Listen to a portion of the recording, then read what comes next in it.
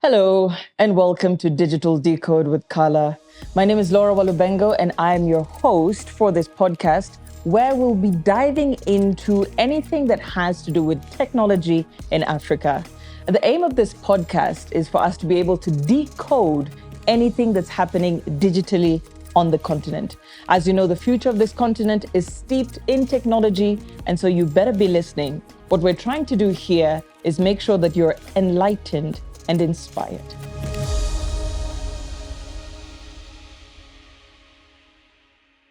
Hello, ladies and gentlemen. My name is Laura Walubengo, and I'm your host today at Digital Decode, brought to you by Qhala.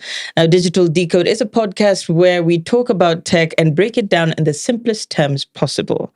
Today, we have for you a very special guest. Her name is Barbara Osiro, and she's just wound up a massive exercise, an AI literacy exercise across Kenya and also in parts of Africa. And there's stories there that you really would want to hear. And without much further ado, let me introduce to you my guest today, Barbara Osiro. Hello, Barbara.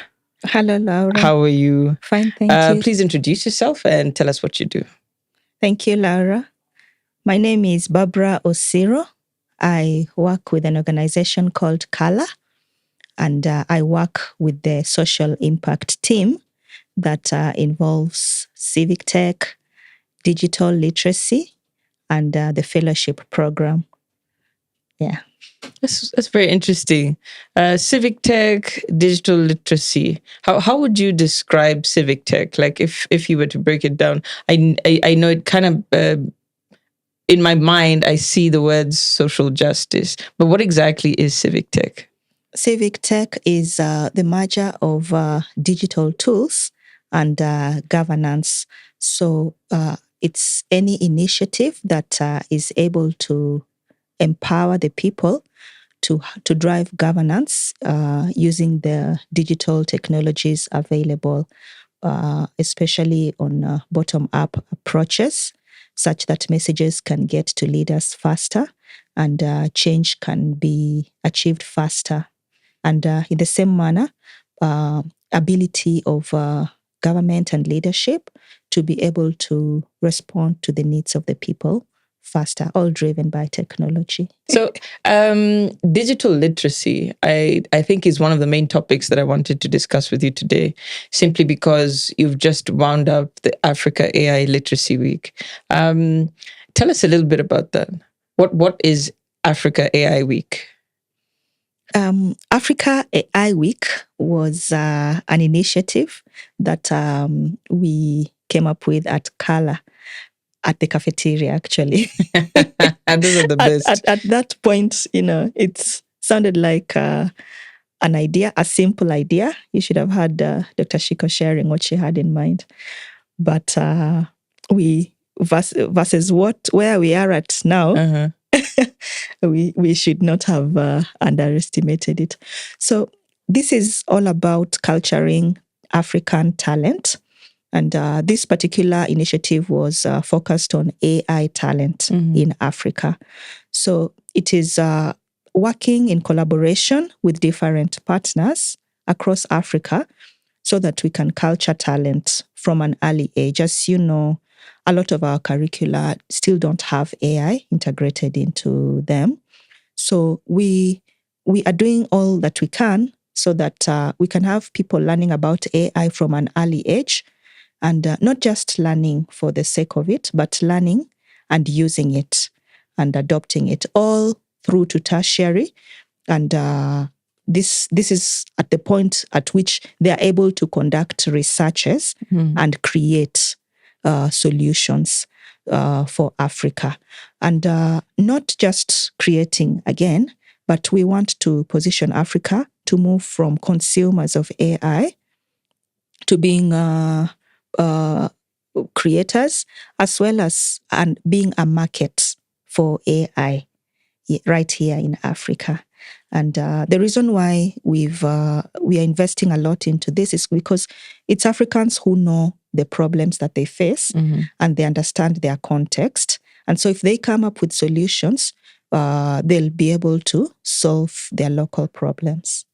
Yeah. So what were the actual components of the Literacy Week? Because I know you're talking about education, What were the different, I guess, the different places that you needed to go, and what were you teaching to be able to make this a reality? Okay.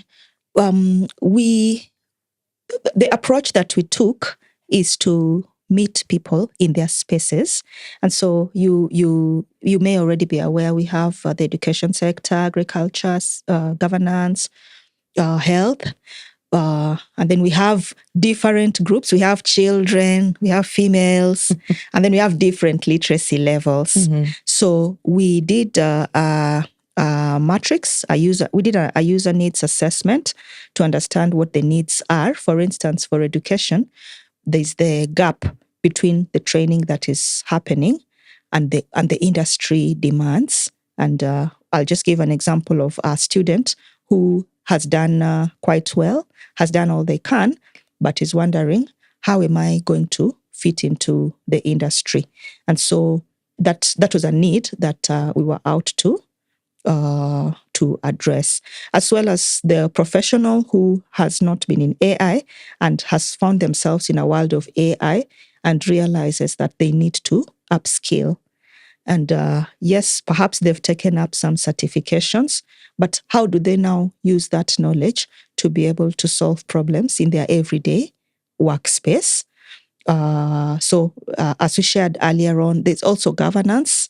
How can we be able to have the discussion around ethics on AI? People know how to use the tools. We have a very savvy young generation. They're very savvy to these tools. But now there's the gap around responsible use of AI, ethical use of AI. So those were the needs that we were out to address. So specifically for the education, we had a curriculum that was designed for the trainers, because we had a training of trainers. And then for the children, we had some Discover AI, that in which we would introduce to them foundational concepts. And we had to also consider the different languages. So the Anglophone children would speak to them in English. When Kigali Summit was happening, for instance, during the AI awareness pre-activities, we had to have translations in Kinyarwanda so that they are able to understand these foundational concepts that we are sharing. But the main agenda was that we democratize AI foundational knowledge to anybody, any mindset that is interested, regardless of the background that you're coming from. Okay. Yeah. I know that you went to quite a few counties in Kenya, and I saw some pictures of teachers getting involved. Some teachers were trying to say what AI means in Kimeru. And I thought that was very interesting, but also it really made me think of the story behind it.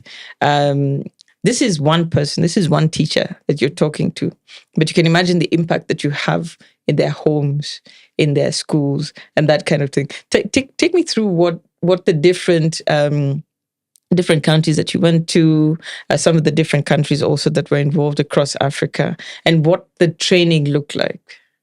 Okay. So that began with a digital campaign that was labeled #AI in my language.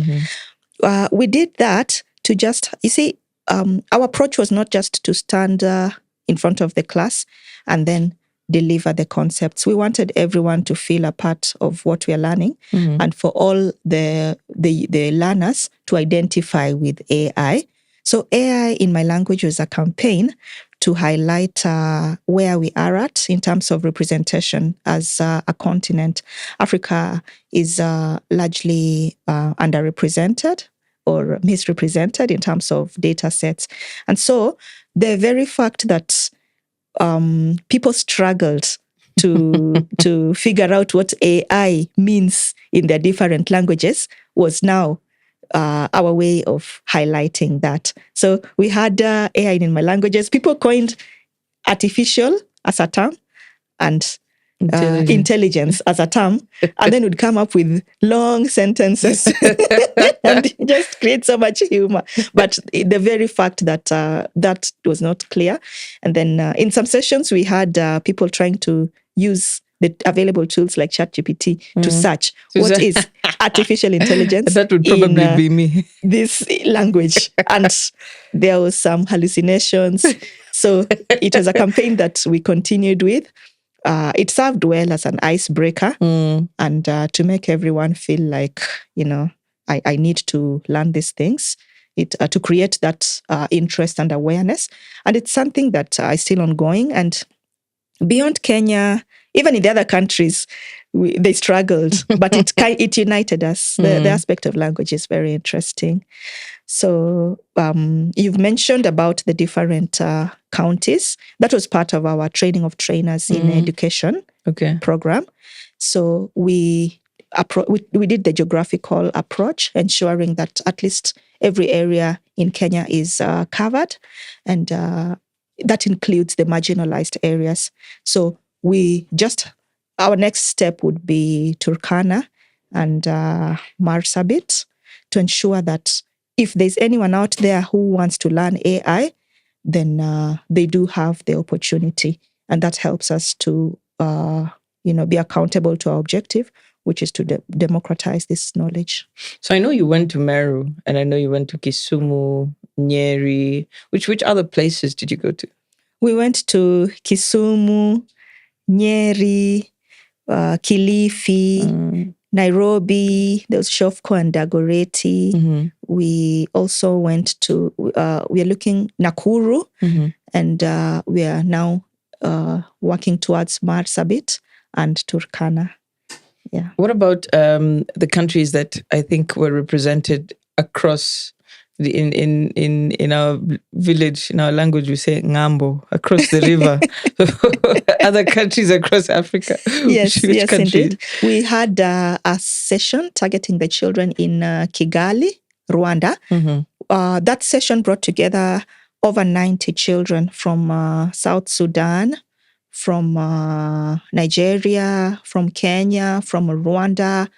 There are several counties.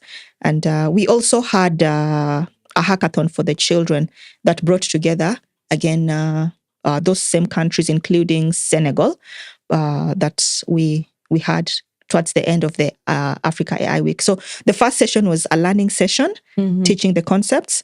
And then the second session was now a hackathon where we wanted them to just warm up to solving problems that we did in collaboration with Mtoto News and a few other organizations. We went to South Africa with Plan, Safe Online, Nelson Mandela Children's Fund. There was an African Children's Summit.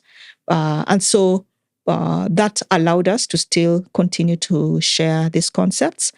Then for the tertiary institutions, we worked closely with the community in Senegal. That's Galsen AI, Lingo AI. We realized that because we're already plugging into an AI community, their literacy was not at the very basic. For them, they were at the next level. And so there was expert learning that took place. We planned for sessions in Togo. So Togo, these were high school outreaches.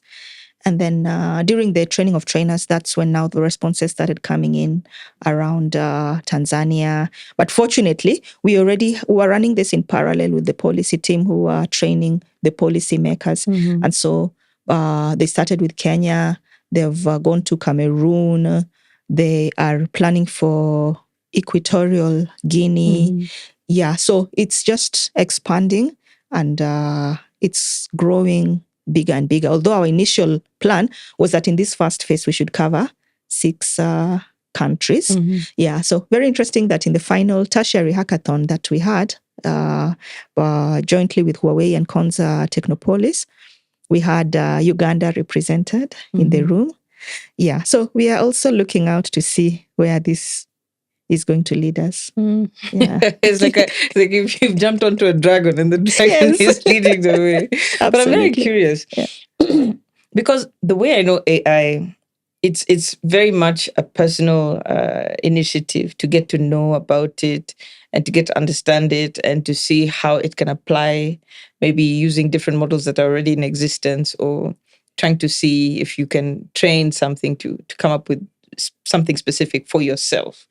And how did you deal? Okay, I have two questions. One, what's some of the feedback that you got from the teachers and the students that was very interesting to you? And two, how did you deal with the aspect that there are all these people with different literacy levels on AI, but you have them in the same room and you need to make sure that they're engaged and get the most out of them? That's a very good question. Actually, I thought about it when I was coming here. So the first part of the module, the training of trainers module, was foundational concepts in AI. And so we knew we had to make an assumption that we are starting on level ground. Although when you now interact, you realize people have some understanding. They're already using AI, but we couldn't use that. We had to be accountable to our module. And so we ensured people understand what data is, are able to recognize AI applications, by engaging them, question answer, interacting sessions. And then with the training of trainers, we had to do an example at every step. So what worked for us, we took advantage of the people who are knowledgeable in the room.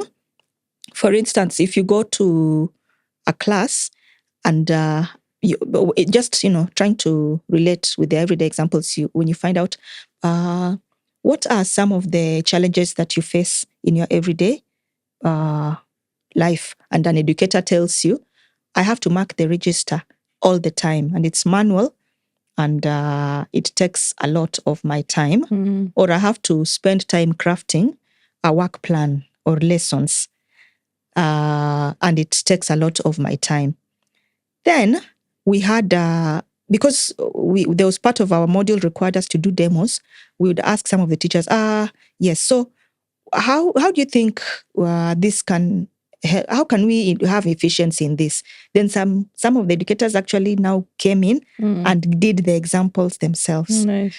That for me, my issue is plagiarism. But now I've found a way of identifying my learners, the ones who use plagiarism, and they would give them a chance to demo and show how they use the tool, the AI tool, to check for plagiarism. And that worked very well, because now the others, it ceases to be so foreign when you actually see your colleagues are the ones who are already using this. And then we also had instances in which the teachers would say, now to improve our inclusive learning, we've discovered AI tools that can help us to do translations and share our learning material to different languages. And at that point, they demo, and the teachers can be able to see their problems being solved by AI live, and not by foreigners from another organization, but from their very own. Yes. The same thing with creative. We did. We created for the children. We used tools that can create songs in under 60 minutes. And you see now that when that conversation around is AI going to take my job comes about, we needed people to understand that you need to upskill, because this is something that previously someone would pay time for a studio, and now here you are. In as much as the pronunciation in the song is a bit Western, as you'd expect, but would say, so as a creative, this is the reality. So what happens? And would try to have the conversation around, instead of waiting for change to come and pass by. How can this AI now work in terms of your performance experience? How can it augment your original intellect? Yes. So we were also careful, not to, because the issue about, it's very easy to have resistance when people see this as something that is coming to threaten the status quo. Yeah. So we had to be sensitive to that and just present it as AI for good, and still have, conversations about what it means for our context. I like that you mentioned that, because I think in terms of taking jobs, that's one of the challenges that is always there at the back of somebody's mind when you start thinking about AI. But there's something else that I was thinking of. So, were there any teachers who expressed maybe they were a bit hesitant because they feel like their students probably know more about AI than they do? Did you have to tackle anything like that? No. Okay. Actually, as we were training at Lake Hub in Kisumu and in Rongo University, after we'd done the demos, we had a chance for the teachers to come and present how they see AI being integrated in their curriculum and in problem solving. What we discovered that we found very interesting is that people have warmed up to AI and they want to identify with it. Because like in Rongo University. So what came out strongly from the education is the issue about learning. Previously, the educator would come and share learning and then task the students to go and do assignments and, come back with what is in their intellect and assess and evaluate that. But now, you can achieve that. It's just that, is it the intellect of the student or the intellect of the AI tool that they've used? And so that came out strongly as a point of a pain point. And it's interesting when those conversations come out in the room, then another educator would say, is it time for us to assess or maybe go back to the drawing board and check if the current evaluation system is the one that we need to change? So you see, those are solutions that are coming from them, they themselves. Yeah. And but that is one of the things that came out strongly. And then, of course, screen time, the feeling that there's for AI tools require you to be on some form of gadget. So that learning that would happen when children are out there interacting with each other, that also came out strongly. And part of what we still, we had a session where it was now parents and children. We had that session with the Ministry of Education officials at some point. And now we had it as a session where experts would be able to have a conversation with parents, because the reality is the children are spending a lot of time. And AI, of course, we can't assume that all of it is technology for good. Yeah. And so they can't be left out of the conversation. It's really interesting, the fact that you were able to carry out Literacy Week in so many different places at the same time. So I wonder what the impact of that looks like.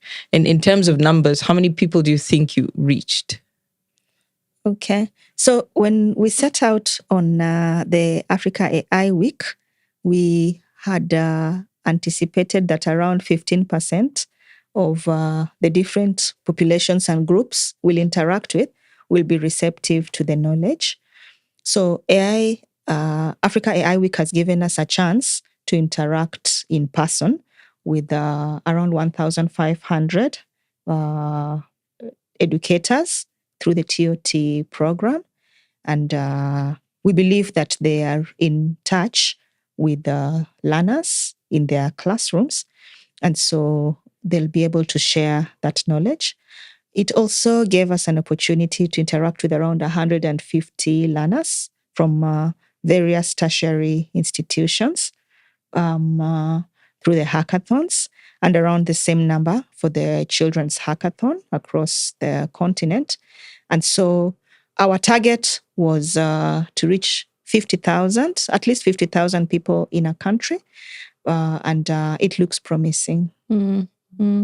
Yeah, I can only imagine. I think I attended one or two virtual sessions, so you can count me those numbers. But at the end of the day, what is it that you are hoping people come away from the sessions with? Yeah, if you're looking at the educators and even especially the students, what were you hoping the takeaway would be in terms of learning, in terms of, I guess, frame of mind? What were you hoping some of the results would be for you? So in terms of learning, we will be happy if people can identify with AI in their everyday lives, are able to recognize AI applications, and are able to not just learn about it, but to use it to innovate, to solve problems, and to just grow our talent to a point in which AI, there's everyone sees the need for AI into the curriculum, and Africa is now a market, not just a consumer. Yeah. And I think we spoke briefly about the responses that you got from the teachers. What's some of the feedback from the students? Okay. There's one school we went to, and during the initial stages, there's a question when we actually threw the challenge to them. Can somebody answer their understanding of AI? And one of the things that came out strongly is that there was this belief that AI is smarter than human beings.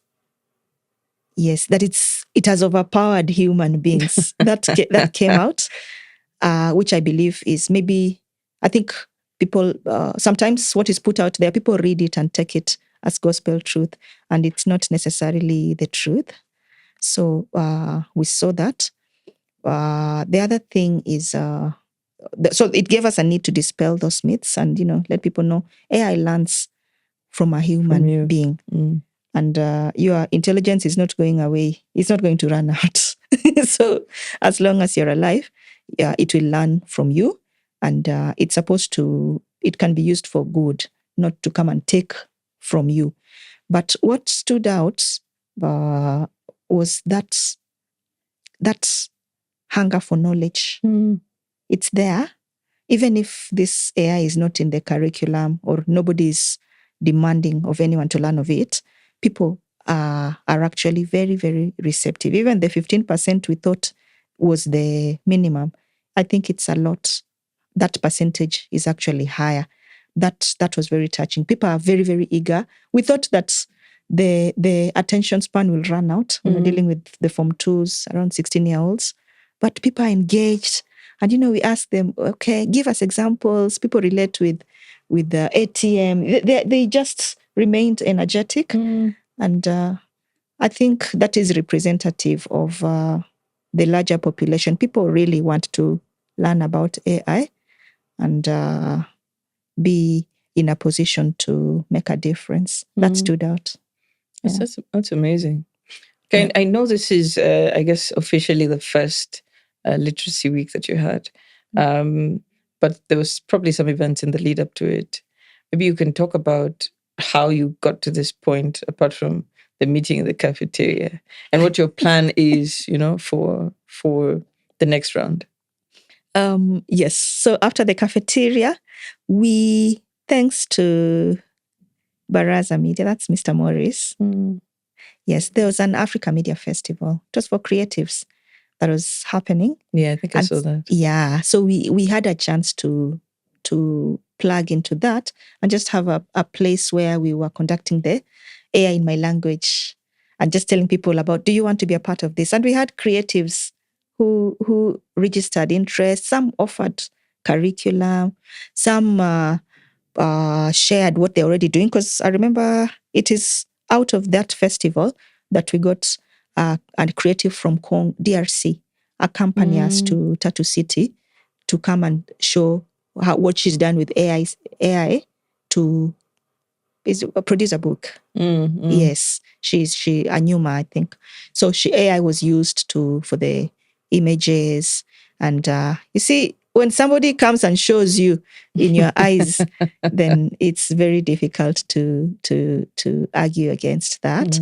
So we had that support from the creative industry.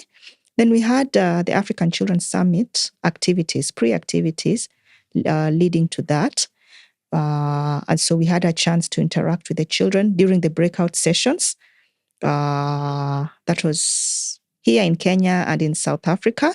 But our sessions were specifically for discovering AI, sharing the basic concepts. And so when I was sharing with you that that hunger is there, we went and we saw, the children would this is a generation that wants to lead the conversation. They don't want to sit and learn. So during those sessions, we would let them. Views. Yes, they are the ones moderating. They are the ones who are leading. And they're the ones who are talking about how can AI help us in our education system. What are the gaps? It came from conversations they were leading. So those are opportunities that allowed us to interact with people in their different spaces. And we worked closely with Tatu City, who are just about to start an AI after school program. Mm-hmm. So thankfully, I think by now they already have their lab up. And it helps because, you see, in as much as people are hungry to learn, the digital divide is a reality. Not everybody has that 20 shillings to buy a bundle to be able to access the resources. And so when they learn that there's an opportunity for you to go to a computer lab somewhere and you have Wi-Fi and you have learning devices and the material is there, they're all collaborative efforts to just ensure that everyone can access this knowledge. Yeah. So what's in it for the next one? For the next the next week that you have? I mean, it's there's a lot of learnings. There's things that you of course want to implement growth wise. What should we expect? We should expect more collaboration because we achieved what we could, and we are very grateful for the partners that were involved in this. Datocracy, Baraza Media Lab, Tatu City. I cannot, Huawei, Konza Technopolis. I can't even exhaust the list. But can you imagine if we collaborate, how much more it would build our capacity so that we can respond to the demand that is out there? Would be able to do a lot more. So I think collaboration will really, really reach out to more partners so that we can collaborate. And we'll still continue to do this, not just in the private sector, but also work closely with the system, the public system, because if you're talking about integrating this into the curriculum, then there are already systems that are in place. And it's much better when we do this instead of coming to disrupt the boat completely, to work with people, so that they also own it. I know you've mentioned this before, but maybe just in a sentence or two, if you can speak about why it's important for this literacy week to take place. These kind of activities that you're doing in the classrooms. Yeah. Why is it important? We live in a world of AI, and AI is for everyone. Okay. So last question. From your personal point of view, the fact that this opportunity came up, we had all these thousands of people engaged, and now there's so much potential of what could come out of it in terms of not just learnings, but also solutions. From personally as Barbara, what does all this represent to you? It represents I think the positioning of Africa. There's a lot of digital transformation happening globally, and it represents an Africa that is no longer willing to sit back and watch things or be a consumer, but an Africa that wants to be part of the conversation and is ready to showcase its potential. Yeah, because why I say that is if you look at some of the solutions that are coming out from the hackathons, then what seemed like a good idea on paper, you actually see that it is real. This is talent that is ready and is just looking to, for opportunities to solve its problems. And they have what it takes. They're good enough. They're good enough. Yes. I can't even just imagine. When I was looking at the stories unraveling, I was just full of curiosity. I'm like, I wonder what people are talking about. I wonder how they're interacting with the course information. So I mean that's all I have. I don't know if there's anything else you'd like to add. Maybe some impressions that Yeah, you'd like to share. yeah. I think the other thing that really stood out for us was we had a chance to really embrace the African communities. It was not about, we are going to focus on the students only. This time around, it was interesting that if you're reaching out to groups, you perceive them and as a community, meaning students, parents, the educators. That was very interesting. So just embracing the communities as they are. It was a learning experience even for us. It was all exciting, and I'm grateful to the whole team that we worked with. We look forward to great things. Good job. Good job. I think you did an amazing thing. Thank you, Laura. So thank you very much. I hope you listened to the conversation with Barbara, and I know that you have so many questions. You can place them in the comment section, and I'll try and get Barbara to answer them. But there's a lot happening, guys. There's a lot happening in the grassroots. AI is taking on a shape of its own, and it's about us as Africans deciding what we want that should come out of it. And it's people like Barbara who are leading such noble initiatives to make sure that, hey, it's not just a buzzword. This is actually something that trainers, teachers, and high school students can actually interact with within their communities. And I think there's something very, very powerful about that. Thank you so much for watching Digital Decode. I will see you at the next episode. Thank you.